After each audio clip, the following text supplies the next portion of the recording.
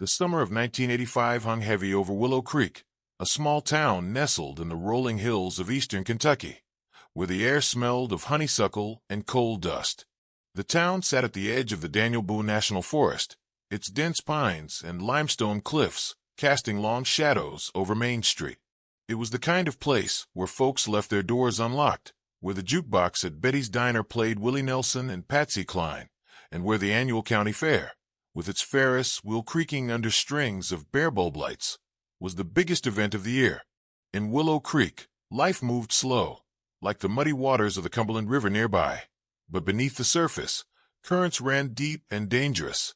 On a humid July evening, Deputy Daniel "Danny" Hargrove, a 28-year-old with a quick smile and a reputation for fairness, climbed into his patrol car, a beat-up Ford LTD with a flickering radio. He'd been with the Pike County Sheriff's Department for 3 years, long enough to know every backroad and bootlegger's hideout in the holler. That night, he was investigating reports of suspicious activity near the old Whitaker coal mine, a crumbling relic abandoned since the 60s. Locals whispered about strange trucks rumbling through the forest after dark, but no one dared ask too many questions. Danny, though, wasn't one to shy away. "Just a routine check," he told Sheriff Boone at the station, adjusting his Stetson and flashing a grin. "I'll be back for coffee before you finish your pie." He never returned. By morning, Danny's patrol car was found parked on a dirt road near the mine, its driver's door ajar, the radio silent. His badge and service revolver were missing, and a single-tire track led into the woods before vanishing. The town buzzed with theories: an accident in the treacherous mine shafts, a runaway deputy overwhelmed by small-town life, or, whispered in hushed tones at the VFW hall, a kidnapping tied to the drugs rumored to flow through Pike County. Sheriff Boone led a search for weeks, combing the forest with volunteers, bloodhounds, and state troopers. But the dense pines gave up nothing, and the case went cold, a wound that never healed for Willow Creek. Danny's mother, Eleanor Hargrove, a schoolteacher who'd raised him alone after his father died in a mining accident, hung missing posters every summer, her hope as stubborn as the Kentucky hills. 16 years later, in the fall of 2001, Willow Creek had changed, but not much. The diner still served biscuits and gravy, though Betty had retired, passing the keys to her niece. The fair still came every July, but the Ferris wheel was rustier now, and the jukebox had been swapped for a CD player spinning early 2000s country hits like Tim McGraw. The world beyond felt heavier. 9/11 had shaken the nation just weeks earlier, and even in Willow Creek, folks gathered at the Baptist church to pray for peace. Cell phones, clunky and unreliable, were starting to appear, but most still relied on landlines. The coal industry was fading, leaving empty storefronts on Main Street, and whispers of drugs, now methamphetamine, persisted. Detective Margaret "Maggie" Callahan, 46, stepped out of her unmarked sedan onto the gravel lot of Betty's Diner, her boots crunching underfoot. The air carried the faint tang of frying bacon and the distant hum of a coal train. Maggie had grown up in Willow Creek, a tomboy who'd raced bikes down these same hills with Danny Hargrove when they were kids.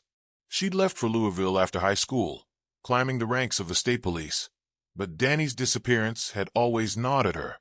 They'd been close, not sweethearts, but the kind of friends who shared secrets under the stars. When he vanished, a piece of her went with him. Now, assigned to the Kentucky State Police's cold case unit, she'd returned to reopen the case that had haunted her for 16 years. Maggie adjusted her leather jacket, her dark hair pulled into a practical ponytail, and pushed open the diner's door. The bell jingled, and heads turned, locals sizing up the outsider who wasn't quite one. She nodded at familiar faces: old Mr. Whitaker, who still wore his VFW cap, and Clara Jenkins, the town librarian who'd taught Maggie to read.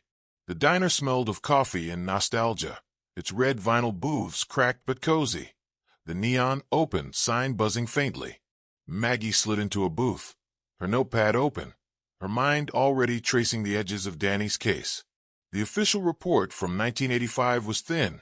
No witnesses, no forensics beyond the tire track, and a sheriff's department that seemed eager to close the file. Something about it had always felt wrong to her, like a song played out of tune. Across town, at the edge of the forest, Amos Tucker, a 68-year-old retired coal miner, was walking his dog along the Cumberland River. Amos was a fixture in Willow Creek, a wiry man with a sun-weathered face and a habit of telling stories about the old days at the VFW. His German shepherd, Rusty, tugged at the leash, sniffing at a pile of leaves near an overgrown trail. Amos grumbled, pulling Rusty back, but something glinted in the dirt, a metallic flash half buried under years of mud and neglect. He knelt, his knees creaking, and brushed away the soil. His breath caught as he uncovered a tarnished sheriff's deputy badge, its star still sharp despite the rust. The name etched on it read, D. Hargrove. Amos's hands trembled as he held the badge, the weight of it heavier than its size. He'd known Danny, had watched him grow up, always tipping his hat to elders and helping neighbors during floods. The badge wasn't just metal, it was a piece of the town's heart, lost and now found. Amos tucked it into his flannel pocket, his mind racing. He'd heard the rumors back then, drugs, shady deals, even talk of crooked cops. But this was proof something had been hidden. He headed straight for the sheriff's station, Rusty trotting beside him, unaware of the storm about to break. At the station, Maggie was sifting through old case files, the fluorescent lights flickering above. The current sheriff, a gruff man named Tom Delaney, had been a deputy in '85, one of the last to see Danny. He leaned against the desk, arms crossed, his mustache twitching as Maggie asked about the original investigation. "We did all we could, Callahan," he said. His voice clipped. Forrest swallowed him up. Happens sometimes. But Maggie caught the flicker in his eyes, the way his fingers tightened on his coffee mug. She pressed, asking about the tire track, the mine, the lack of follow-up. Delaney's answers were vague, his gaze sliding away. She made a mental note. He was hiding something. Her flip phone buzzed, and she stepped outside to take the call. It was Clara Jenkins, her voice shaking. "Maggie, you need to get to Amos Tucker's place. He found something of Danny's." Maggie's heart skipped. She grabbed her keys, the diner's coffee still warm in her stomach, and drove to Amos's small clapboard house on the edge of town. The hills loomed in the distance, their shadows darker now as dusk settled. Amos met her at the door, Rusty barking softly, and held out the badge. Maggie's breath caught as she took it, the cold metal sparking memories of Danny's laugh, his promise to clean up this town. She turned it over, noticing scratches on the back, faint, deliberate marks that didn't belong. "Found it by the river, near the old mine road," Amos said, his voice low. "Ain't no way it's been there 16 years, Maggie. Someone put it there recent like." His eyes, sharp despite his age, locked on hers. "You gonna stir up trouble, ain't you?" Maggie nodded, her jaw tight. "If that's what it takes." She slipped the badge into an evidence bag, her mind racing. The scratches could be a code, a message, or nothing at all. But Amos was right. The badge wasn't weathered enough to have lain in the dirt for 16 years. Someone had placed it there, maybe to taunt, maybe to confess. As she drove back to the station, the hills seemed to watch her, their silence heavy with secrets. That night, Maggie sat in her motel room at the Pineview Inn, the badge on the table under a dim lamp. The room smelled of old carpet and stale cigarettes, a far cry from the neon glow of 1985. She traced the scratches with a gloved finger, her notepad filling with questions. Why now? Who wanted the case reopened? And why had the original investigation been so sloppy? Her thoughts drifted to Eleanor Hargrove, Danny's mother, who still lived in the same white house on Maple Street, her porch lined with flowers. Maggie had visited her that afternoon, promising answers. Eleanor's eyes, red-rimmed but fierce, had held hers. "Bring my boy home, Maggie. Or at least bring him justice." As Maggie stared at the badge, her phone rang again. It was an unknown number, the voice on the other end low and distorted. "Leave the past alone, detective. Some things are better left buried." The line went dead before she could respond. Her pulse quickened, but she didn't flinch. She'd heard threats before. What she couldn't shake was the feeling that the voice was familiar, a ghost from Willow Creek's past. Outside, the wind howled through the pines, and Maggie knew one thing for certain. The badge was just the beginning. Someone was watching, and the truth about Danny Hargrove was closer than it had been in 16 years. The morning after the badge was found, Willow Creek buzzed with a nervous energy that hadn't been felt since the summer of 1985. Word of Amos Tucker's discovery spread like wildfire, whispered over coffee at Betty's Diner, and debated in the pews of the First Baptist Church.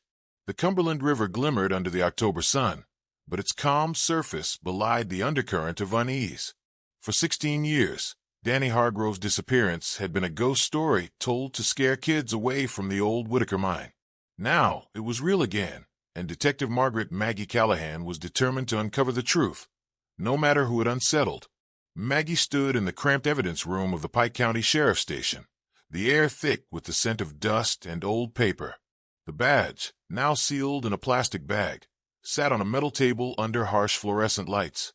Its scratches, faint, deliberate lines, nagged at her. They weren't random.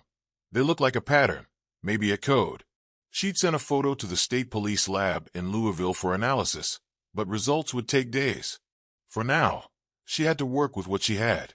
A tarnished badge, a cold case file full of holes, and a town full of secrets. She'd assembled a small team to help. First was Dr. Ellen Whitaker, a forensic scientist from Frankfurt, pushing 50, with sharp eyes and a no-nonsense demeanor. Ellen was a distant cousin of the Whitaker family, whose coal mine loomed large in the case, and her local roots gave Maggie an edge. The second was Deputy Ben Carter, a 30-year-old rookie with the Sheriff's Department, eager to prove himself. Ben hadn't been born when Danny vanished, but he'd grown up hearing the stories, and his earnestness reminded Maggie of Danny's own idealism. She trusted them both, but she kept her cards close, wary of who else in Willow Creek might be watching. Maggie's first stop was Amos Tucker's house, a modest clapboard home with a sagging porch and a yard full of chrysanthemums. Amos sat in his rocking chair, Rusty the German shepherd at his feet, and recounted finding the badge. "Wasn't buried deep," he said, his voice rough as gravel, like someone wanted it found. He leaned forward, his VFW cap tilted back. Back in '85, folks said Danny was poking into something big, drugs maybe. Sheriff Boone shut that talk down quick, though. Maggie nodded, her pen scratching notes. Boone had retired in '89 and died a few years later, but his name kept coming up in the old case file, always with a vague, dismissive tone. Amos wasn't just a retired miner. He'd been a union rep in the '70s, a man who'd stared down coal bosses and won. He knew the town's pulse, its grudges, its hidden deals. "You check the mine records," he said, pointing a gnarled finger. Whitaker Coal was in debt back then, but they kept running trucks at night. Ain't right. Maggie thanked him, her mind turning. The mine was a lead, but it was also a labyrinth, miles of tunnels, some collapsed, others flooded. If Danny had gone in there, what had he found? At the station, Maggie and her team pored over the 1985 case file. The original investigation was a mess, missing witness statements, no photos of the tire track, and a search log that ended abruptly after 2 weeks. Sheriff Boone's notes claimed Danny likely wandered off or fell into a mine shaft, but there was no evidence to support it. Maggie's gut told her the investigation had been sabotaged. She found a single reference to a John Doe witness, a truck driver who'd reported seeing a dark pickup near the mine the night Danny vanished. The lead was never followed up. "Sloppy work," Ellen muttered, adjusting her glasses. "Or intentional." Maggie decided to track down the civilian angle first. Amos had mentioned Clara Jenkins, the librarian, who'd been close to Danny's mother, Eleanor. Clara, now 62, ran the Willow Creek Library, a squat brick building with a faded mural of the Cumberland River. Maggie found her shelving books, her silver hair tied back, her cardigan smelling faintly of lavender. Clara's eyes softened when Maggie mentioned Danny. "He was like a son to this town," she said, setting down a stack of novels, always stopping by to read to the kids. When he disappeared, it broke Eleanor's heart. Clara had her own suspicions. She'd been at the county fair in '85, working the church bake sale, when she overheard 2 deputies talking about keeping things quiet at the mine. One was Tom Delaney, now the sheriff. "I told Boone," Clara said, her voice low. "He said I misheard, but I know what I heard." Maggie pressed her for details, But Clara's memory was fuzzy, just snippets of talk about shipments and keeping the feds out. It wasn't much, but it was a thread. Maggie thanked her and promised to keep her safe, though the warning call from the night before lingered in her mind. Next, Maggie and Ben drove to the Whitaker mine, a half-hour out of town along a winding dirt road. The forest pressed in close, pines whispering in the breeze, their needles carpeting the ground. The mine's entrance was boarded up, its rusted gate chain shut, but the surrounding area told a story. Fresh tire tracks crisscrossed the mud, too recent for a place supposedly abandoned.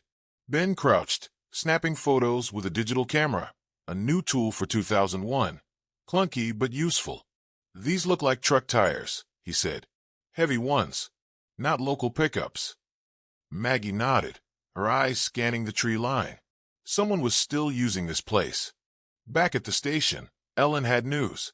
The badges scratches weren't random. They formed a crude map, possibly of the mine's tunnels.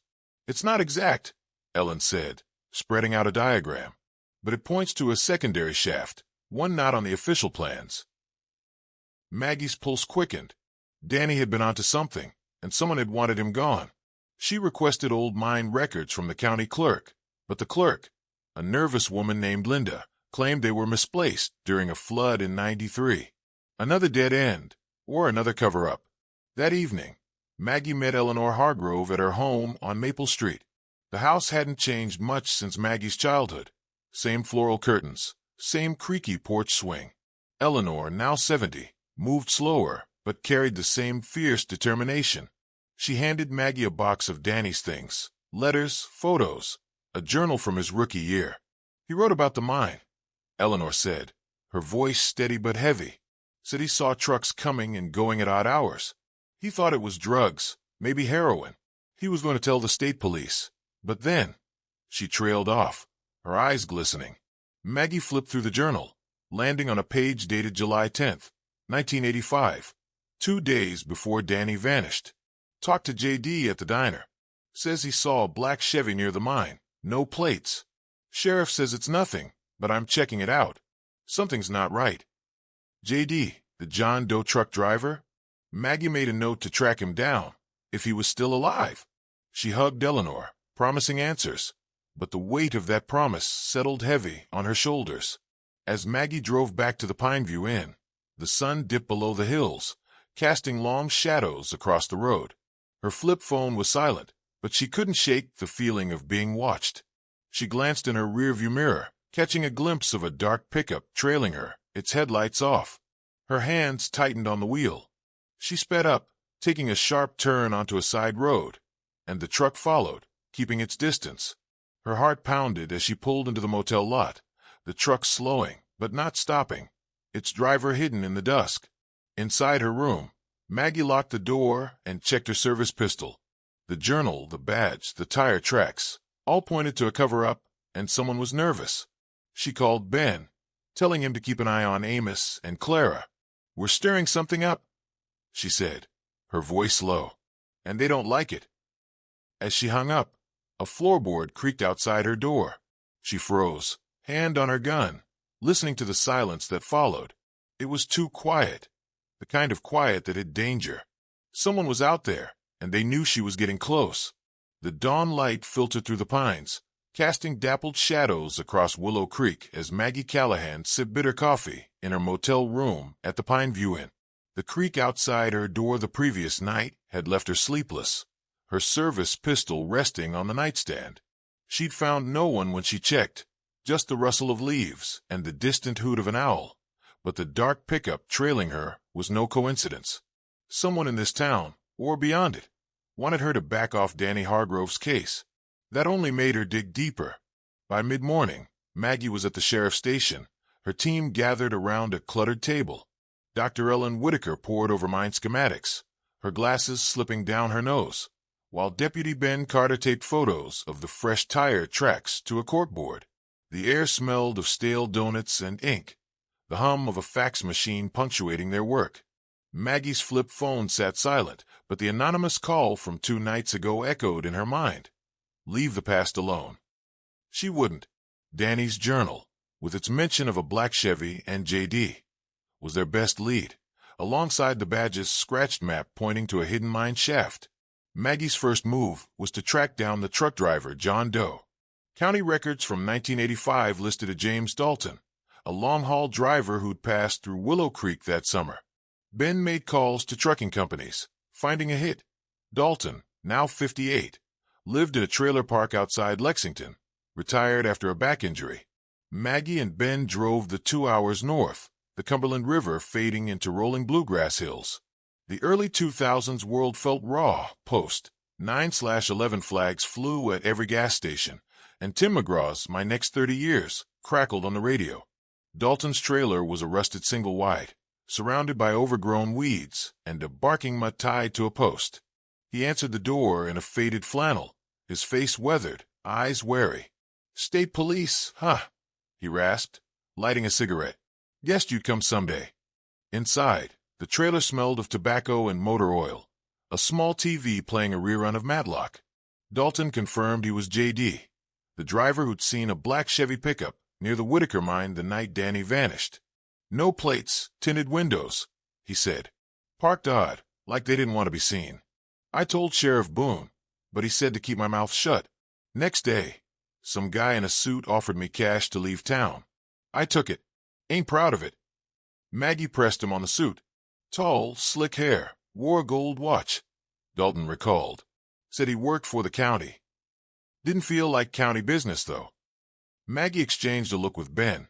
This wasn't just a sloppy investigation, it was a cover-up, and it reached higher than Sheriff Boone. Dalton had no name for the suit, but his description matched rumors of a fixer who'd worked for Pike County's elite in the 80s. As they left, Dalton grabbed Maggie's arm. "Be careful, lady. Them folks don't play." Back in Willow Creek, Ellen had news. The mine records, supposedly lost, had turned up in a storage room at the county courthouse, misfiled under a defunct logging company. The documents showed Whitaker Coal was bankrupt by 1984, yet payroll records listed payments to consultants through 1985, names Maggie didn't recognize, with no Social Security numbers. "Shell employees," Ellen said, "likely a front for laundering money." The mine's secondary shaft, marked on the badge's scratches, was listed as sealed in 86, a year after Danny's disappearance. Maggie's gut twisted. Drugs, money, a hidden shaft. Danny had stumbled into something big. The investigation took a personal turn when Maggie visited Eleanor Hargrove again. Eleanor's living room was a shrine to Danny. Photos of him in his deputy uniform, his high school football jersey framed on the wall. Over tea, Eleanor shared a memory she'd forgotten until now. "A week before he vanished," she said, her voice trembling. "Danny came by, real nervous. Said he'd seen Judge Harlan's car at the mine late at night. I told him to leave it alone, but he wouldn't listen." Judge Harlan, Pike County Circuit Judge in the 80s, now retired but still influential. Maggie's pulse quickened. Harlan had been Boone's poker buddy, a fixture at county fundraisers. If he was involved, the corruption ran deep. Maggie sent Ben to pull Harlan's old case files, focusing on drug-related arrests from 83 to 85. The pattern was stark. Dozens of low-level dealers were busted, but no major players.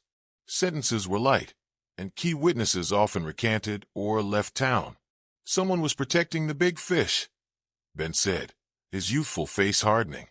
Maggie nodded, thinking of Dalton's suit. She called the state police for a background check on Harlan, but the clerk warned her. "He's got friends in Frankfurt. Tread light." That afternoon, Maggie and Ellen scouted the mine's secondary shaft. The forest was quiet, the air heavy with pine and damp earth. The shaft's entrance, hidden behind overgrown vines, was a rusted grate, its padlock new and shiny. "Someone's been here," Ellen said, bagging soil samples. Maggie noticed boot prints, men's, size 11, fresh. As they photographed the site, a twig snapped in the woods. Maggie's hand went to her pistol, her eyes scanning the trees. Nothing moved, but the hairs on her neck stood up. They left quickly, the forest silence feeling like a warning. Back at the station, Maggie's suspicions about Sheriff Tom Delaney grew. He'd been a deputy in 85, one of the last to see Danny, and Clara Jenkins had overheard him talking about shipments. When Maggie asked him about Harlan, Delaney's jaw tightened. "Old gossip," he said, shuffling papers. "Harlan's a pillar of this town." But his eyes wouldn't meet hers, and he left abruptly, claiming a call. Maggie made a note to watch him closer. The emotional stakes rose when Danny's older brother, Nathan Hargrove, arrived in town. Nathan, 50, was a long-haul trucker who'd left Willow Creek after Danny's disappearance, unable to bear the memories. He met Maggie at Betty's diner, his weathered hands clutching a coffee mug. "I should have stayed," he said, his voice thick. "Danny looked up to me, and I let him down." He handed Maggie a letter Danny had sent him in June '85, postmarked from Willow Creek. It read, "Nate, I'm in over my head. Found something at the mine, big money, bad people. If anything happens, tell Mom I try to do right." Maggie's chest tightened. Danny had known he was in danger, and no one had listened. The letter pointed to a larger network. Maggie cross-referenced the consultants from the mine records with state business filings. One name stood out, Blue Ridge Holdings, a shell company tied to a Louisville address. A quick call to a contact in Frankfort revealed Blue Ridge was linked to a known drug trafficker, Carlos Mendoza, who'd operated along the Kentucky-Tennessee border in the '80s. Mendoza was in prison, but his network had thrived, allegedly with local protection. Maggie's team was closing in, but the puzzle was still missing pieces. That night, the danger escalated.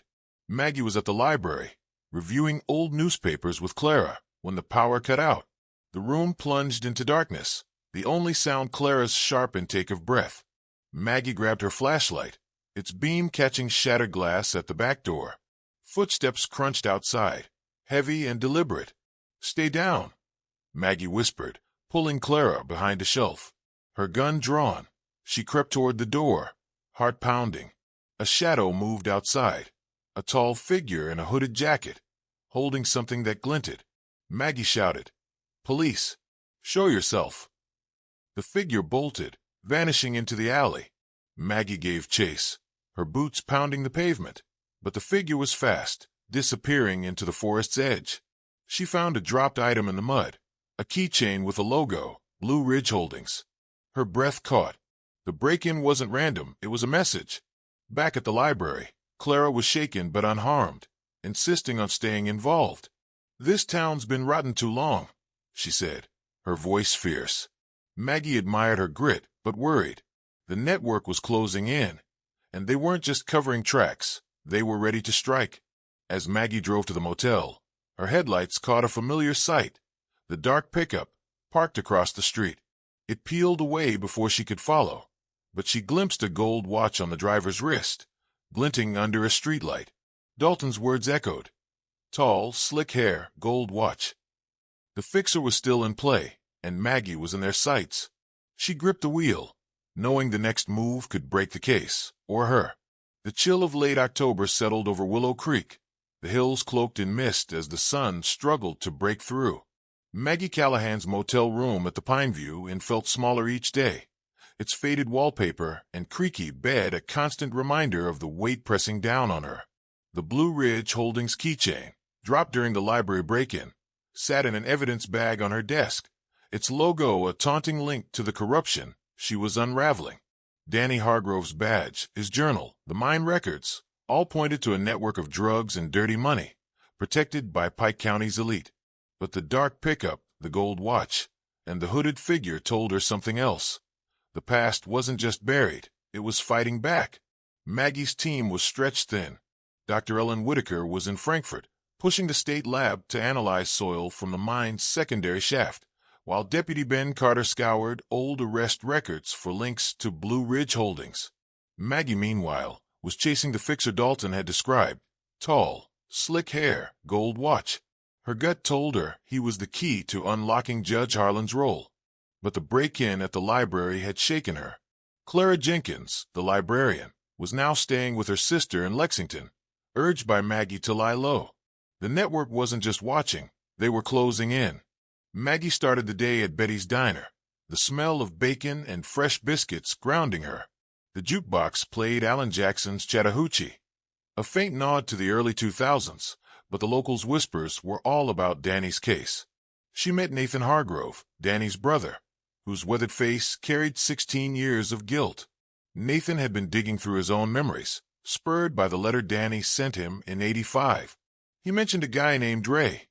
Nathan said, nursing a coffee. Some mechanic at the mine. Said Ray knew more than he let on. Maggie jotted the name down, her mind racing. Ray could be a witness, or a player. She headed to the county clerk's office to pull employee records from Whitaker Coal. The clerk, Linda, was nervous, her hands shaking as she handed over a dusty ledger. "Don't know why you're stirring this up," Linda muttered, glancing out the window.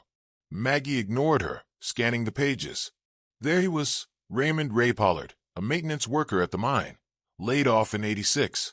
No address listed, but a cross-reference with DMV records showed a Ray Pollard, now 63, living in a cabin near the Cumberland River. Maggie called Ben to join her, sensing a breakthrough. The drive to Pollard's cabin wound through dense forest, the road rutted and slick with fallen leaves. The air smelled of damp earth and pine, the river's murmur a constant companion. Pollard's cabin was a ramshackle affair, its roof sagging, a rusted Chevy pickup in the yard. Maggie knocked, her hand near her pistol, while Ben flanked the porch. Pollard answered, a wiry man with a gray beard and bloodshot eyes. "What's this about?" he growled, but his gaze darted to the trees, betraying nerves. Inside, the cabin reeked of whiskey and wood smoke. Maggie cut to the chase, mentioning Danny and the mine. Pollard's face paled. "Don't know nothing," he said, but his hands trembled. She pressed, citing Danny's journal and the trucks he'd seen. Pollard cracked after 10 minutes, his voice low. "Danny came to me, summer of '85, asked about the night runs. I told him to drop it. Those trucks weren't hauling coal. They was moving heroin, coming up from Tennessee, headed north. Judge Harlan's people ran it, with Sheriff Boone looking the other way." Maggie's pulse surged. Harlan's people matched Dalton's fixer, and Boone's complicity explained the botched investigation. Pollard's story took a darker turn. "Danny wouldn't quit," he said, staring at the floor. "Last time I saw him, he was headed to the mine, said he had proof. Next day he was gone, but I heard something a rumor." He hesitated, his voice dropping to a whisper. "Some folks said Danny didn't die, said he was taken, forced to work for them, keeping books or moving product. Kept him alive, 'cause he knew too much." Maggie froze, her mind reeling. Danny alive? Forced into the very network he'd fought? It was a gut punch, twisting everything she'd believed. She pushed Pollard for more, but he clammed up, muttering about eyes in the woods. As they left, Maggie noticed a fresh scratch on Pollard's truck, a match for the badge's marks. She bagged a paint chip, her thoughts spinning. Was Pollard lying, or was he another pawn? Ben was skeptical. Alive after 16 years? Sounds like a ghost story. But Maggie couldn't shake it. Danny's idealism, his stubborn streak. Could he have survived, broken but alive? Back at the station, Ellen called with lab results. The soil from the mine shaft contained traces of heroin, dated to the mid-'80s, and bone fragments. Human. Too degraded for DNA, but consistent with a male in his 20s. Maggie's heart sank. If Danny was dead, the fragments could be his.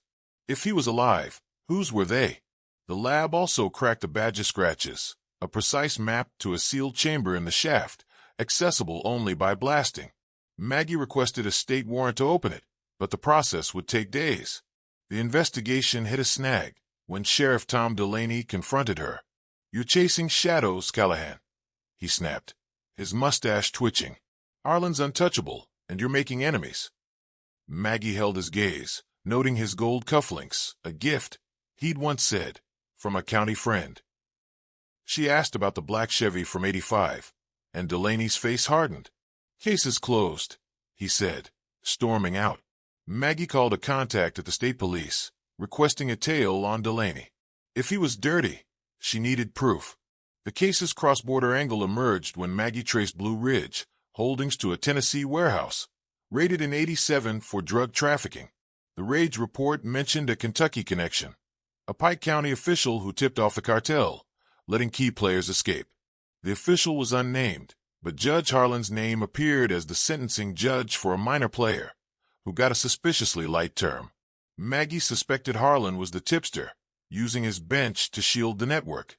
She sent Ellen to dig into Tennessee records, hoping for a paper trail. The twist deepened when Nathan Hargrove called, frantic. He'd been rummaging in Eleanor's attic and found a hidden box under Danny's old bed. Inside was a Polaroid, dated July '85, showing Danny outside the mine, holding a ledger. Behind him stood a man in a suit, tall, slick hair, gold watch. Nathan's voice shook. "Maggie, this guy's still around. I saw him yesterday at the VFW, talking to Delaney." Maggie's blood ran cold. The fixer was in Willow Creek, and he knew they were closing in. That night, the danger hit home. Maggie was driving to Eleanor's to see the Polaroid when her sedan's headlights caught a spiked strip across the road. She swerved, tires screeching, and skidded into a ditch.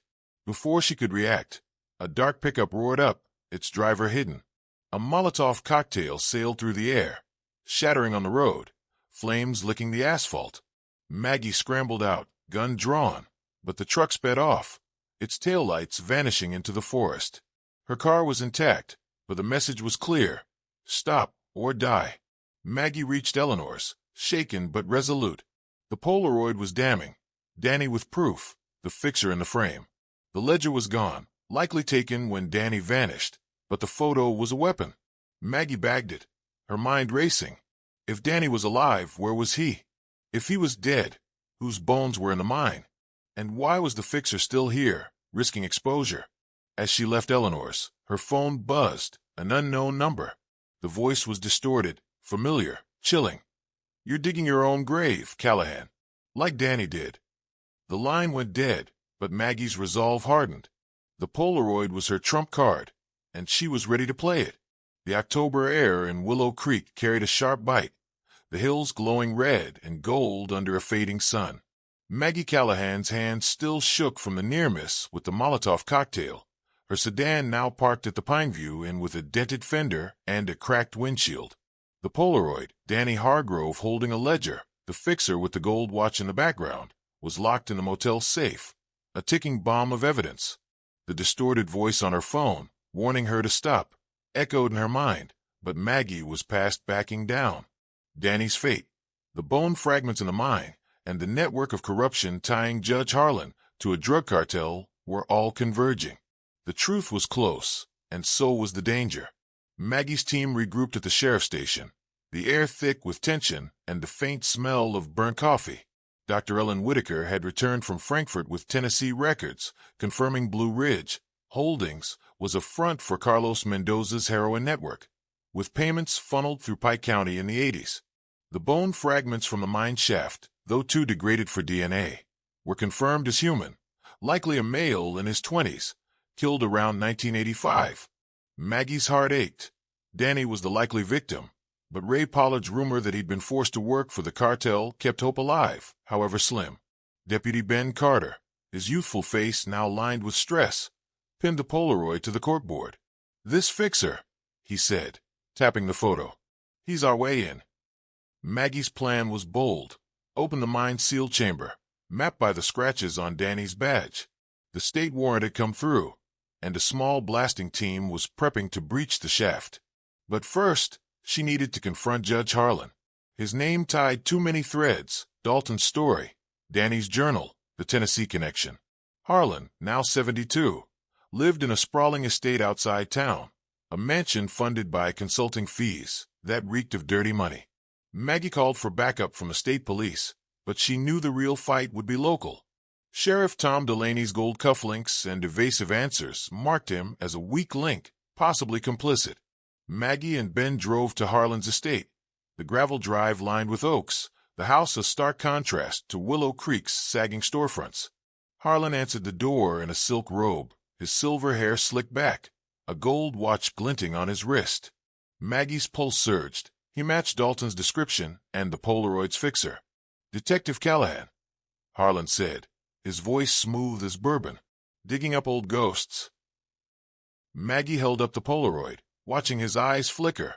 "This is you, Judge, with Danny Hargrove, days before he vanished. Care to explain?" Harlan's smile didn't waver, but his knuckles whitened on the doorframe. "A photo proves nothing," he said. Danny was a troubled boy and over his head. He denied knowing about the ledger or the mine's night runs, but Maggie pressed, citing the Tennessee records and Blue Ridge holdings. Harlan's composure cracked, his voice sharp. "You're out of your depth, Callahan. Drop this, or you'll regret it." As they left, Maggie noticed a black Chevy pickup in the garage, its paint scratched like Pollard's truck. She snapped a photo, her gut screaming. Harlan was the fixer, or damn close to him. The mine operation was set for dawn. Maggie, Ellen, Ben, and a state police tactical team gathered at the Whitaker mine, the forest silent except for the hum of generators. The blasting team drilled into the sealed shaft, the air heavy with dust and anticipation. Maggie's radio crackled with updates, but her mind was on Harlan. She'd tipped off a state police captain in Frankfurt, who promised to pull Harlan's financials. If they could link him to Blue Ridge, they'd have him. The blast shook the ground, dislodging the grate. Inside, the shaft was a damp, claustrophobic tunnel, its walls scarred from decades of neglect. Ellen's flashlight caught something, a rusted metal box, half buried in rubble. Maggie pried it open, revealing a ledger, its pages yellowed but legible. It detailed heroin shipments, dates, and payments to JH, initials matching Harlan. A second item chilled her, a deputy service revolver, serial number matching Danny's. Maggie bagged both, her hands steady despite the weight of the find. The ledger was the proof Danny had died for, or been silenced for. As the team exited, gunfire erupted. Bullets pinged off the mine's entrance, sending Maggie and Ben diving behind rocks. The tactical team returned fire, pinning down 2 shooters in the woods. Hired muscle, likely cartel remnants.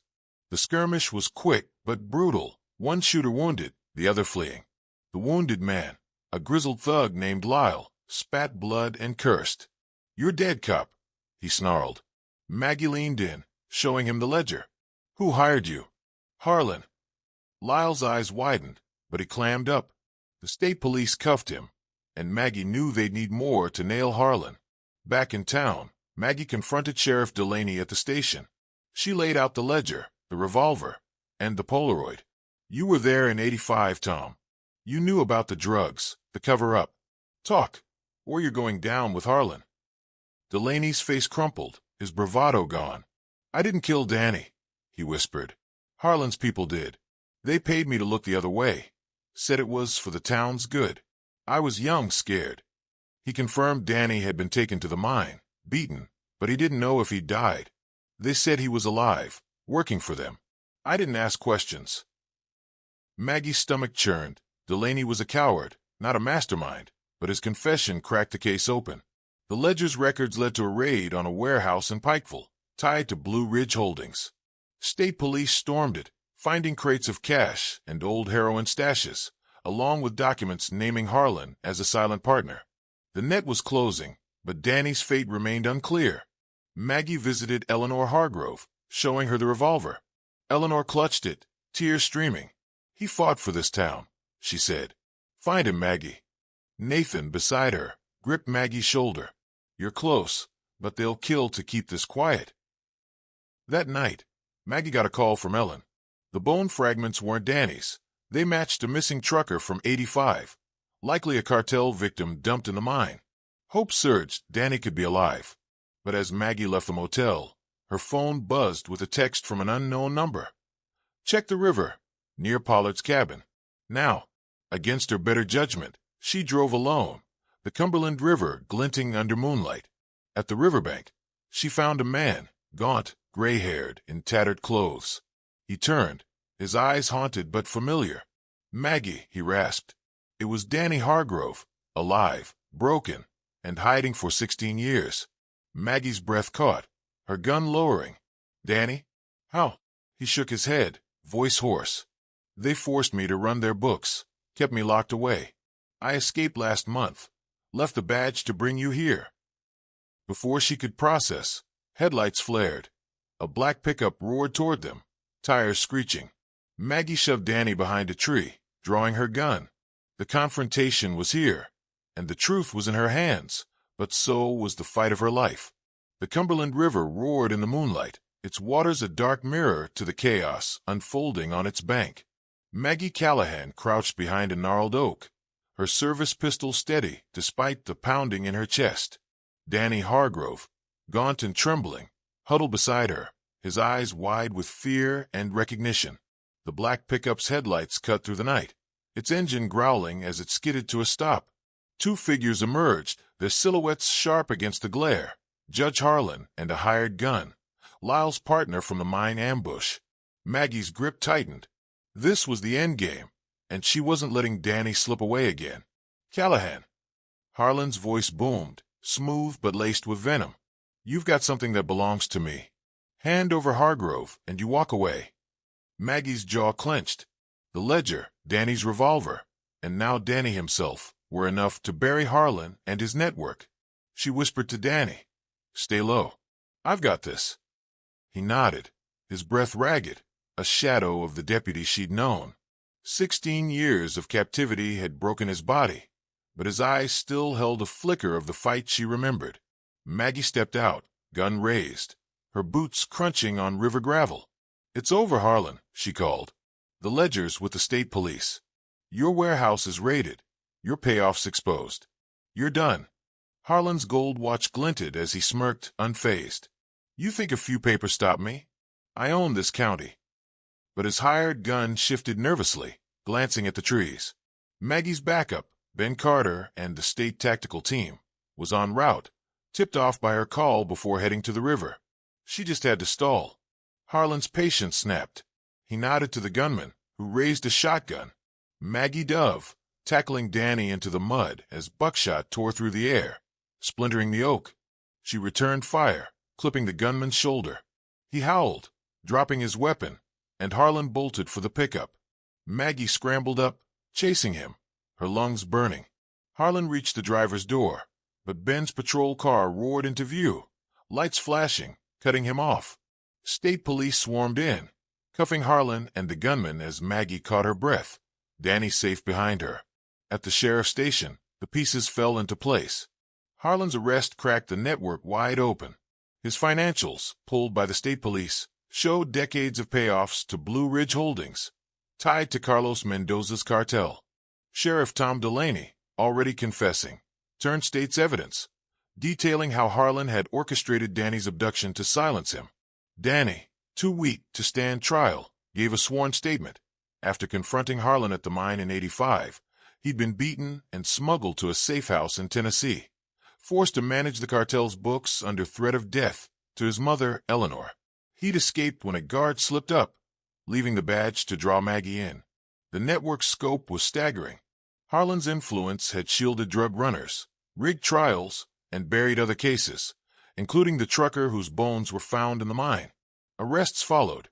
County clerks, a state senator, and cartel lieutenants still operating in Pike County. The state police seized Harlan's assets. His mansion shuttered, its Oak Line Drive now a crime scene. Delaney resigned, facing charges, and Ben Carter was named interim sheriff, his rookie grit earning respect. Maggie brought Danny to Eleanor's house on Maple Street, the reunion a quiet, wrenching moment. Eleanor clutched her son, sobbing, as Nathan Hargrove stood by, tears streaming. Danny was frail, his mind scarred, but he was home. "I tried to make you proud, Mom," he whispered. Eleanor stroked his hair, her voice fierce. "You always did." Maggie stepped outside, giving them space, the porch swing creaking in the breeze. The town felt lighter, as if a long-held breath had been released. Willow Creek began to heal. The Whitaker mine was sealed permanently, its secrets exhumed. The state launched an anti-corruption task force, inspired by Danny's case, with new laws protecting whistleblowers and mandating oversight for rural sheriffs. At a town hall, Amos Tucker, the retired miner who'd found the badge, stood up, his VFW cap in hand. "This town's got heart," he said. "We let it bleed too long, but we're mending it now." Clara Jenkins, back from Lexington, reopened the library, dedicating a corner to Danny's story, with his deputy badge displayed in a glass case. Maggie stayed for Danny's memorial service, not for his death, but for his sacrifice. The First Baptist Church overflowed, the choir singing Amazing Grace as Eleanor unveiled a plaque in honor of Deputy Daniel Hargrove, who fought for justice. Danny, too weak to speak, sat beside his mother, his hand in hers. Maggie caught his eye, and he nodded, a silent thank you. She slipped out before the final hymn, the weight of 16 years easing from her shoulders. Epilogue 2015. 10 years later, Maggie Callahan, now 60, sat on the porch of her small house in Louisville, retired from the state police. The hills of Willow Creek were a memory, but the case had shaped her legacy. She'd testified at Harlan's trial, where he was sentenced to life, his gold watch confiscated as evidence. Danny's story became a book, then a TV movie, its proceeds funding a scholarship for Pike County kids. Danny had passed in 2008, his health never recovering, but he'd lived long enough to see his mother smile again, to fish the Cumberland with Nathan, to know he'd made a difference. Willow Creek had changed. Betty's Diner still stood, now run by Ben Carter's wife, its jukebox restored with Willie Nelson tunes. The county fair thrived, a new Ferris wheel gleaming under strings of lights. The anti-corruption task force, nicknamed Hargrove's Law, had cleaned up 3 counties, its models spreading statewide. Maggie visited the town yearly, laying flowers at Danny's plaque, Amos and Clara always there with coffee and stories. On this quiet evening, Maggie opened a letter from Eleanor, now 84, living with Nathan in Lexington. Enclosed was a photo. Danny's scholarship recipients, a dozen smiling teens, the first generation to grow up in a cleaner Pike County. Eleanor's note read, "You brought my boy home, Maggie, and you gave us hope." Maggie smiled, the river's distant murmur in her memory. Justice had cost years, lives, and scars, but it had rebuilt a town, a family, a legacy. She folded the letter, the stars above Louisville bright, and felt, at last, at peace.